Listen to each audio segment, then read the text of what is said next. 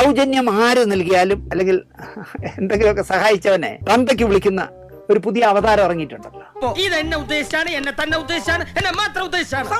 ഇപ്പൊ കേരളത്തിൽ അങ്ങനെ ഒരു അവതാരമുണ്ട്. ഞാൻ ബാറിൽ പോയി ബാർ ഡാൻസ് ചെയ്തു, എന്നെ റിസീവ് ചെയ്യാൻ മലയാളികൾ മത്സരിക്കുകയാണ് ഗൾഫില് എന്നൊക്കെ വീരവാദം അടിക്കുന്ന ഈ തൈക്കളവി സത്യമാണെങ്കിലും എനിക്ക് അംഗീകരിച്ചു കൊടുക്കാൻ പറ്റുമോ?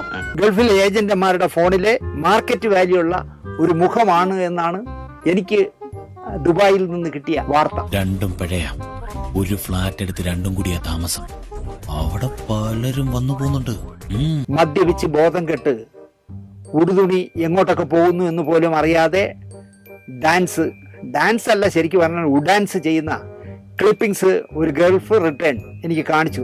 ഇത് വലിയ ശല്യമായല്ലോ. തനിക്ക് വേറെ ഒരു ജോലിയില്ലേ? നമ്മുടെ ഒരു പ്രധാന ജോലി ഇതാണ്.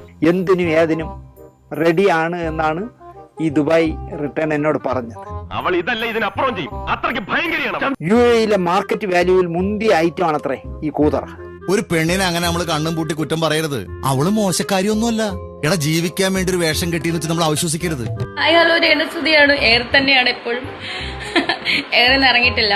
നിന്റെ ഈ തൊട്ടിത്തരം കണ്ടിട്ട് എനിക്കങ്ങോട്ട് സഹിക്കാൻ പറ്റണല്ലോ. ശാന്തിവിള ദിനേശൻ അപ്പൂപ്പ, കൊറേ ആയല്ലോ താൻ എന്നെ പറ്റി പറയാൻ തുടങ്ങിയിട്ട്. എനിക്ക് നാണമില്ലേ? ഇത് ഞാൻ അങ്ങോട്ട് ചോദിക്കേണ്ട ചോദ്യമല്ലേ? താൻ എന്നെ തൈക്കളവിന്ന് വിളിക്കാൻ. താൻ എടോ, എനിക്ക് 34 വയസ്സേ ഉള്ളൂ. എന്റെ മുടിപ്പര അമ്മജി ഇതെന്തൊരു ജമ്മം. താൻ തൈക്കളവിന്ന് വിളിക്കാൻ നാണമാകുന്നില്ല അപ്പൂപ്പ താങ്കൾക്ക്? പിന്നെ ഞാൻ മണ്ടന്മാർക്ക് ഒരു അസോസിയേഷൻ രൂപീകരിക്കുന്നുണ്ട്. സാർ അതിന്റെ ആജീവനാന്ത പ്രസിഡന്റ് ആയ കൊള്ളാം. ഞാൻ പറഞ്ഞല്ലോ ദുബായ് റിട്ടേൺ തനിക്ക് അയച്ചു തന്നെന്ന്. ഞാൻ തുണി പറിച്ച് നൃത്തം ചെയ്യുന്ന വീഡിയോ താനിന്ന് ധൈര്യം ഉണ്ടെങ്കിൽ സോഷ്യൽ മീഡിയ ഇടണം. ഒരു വേൾഡ് വാർ കഴിഞ്ഞ പോലുണ്ട്.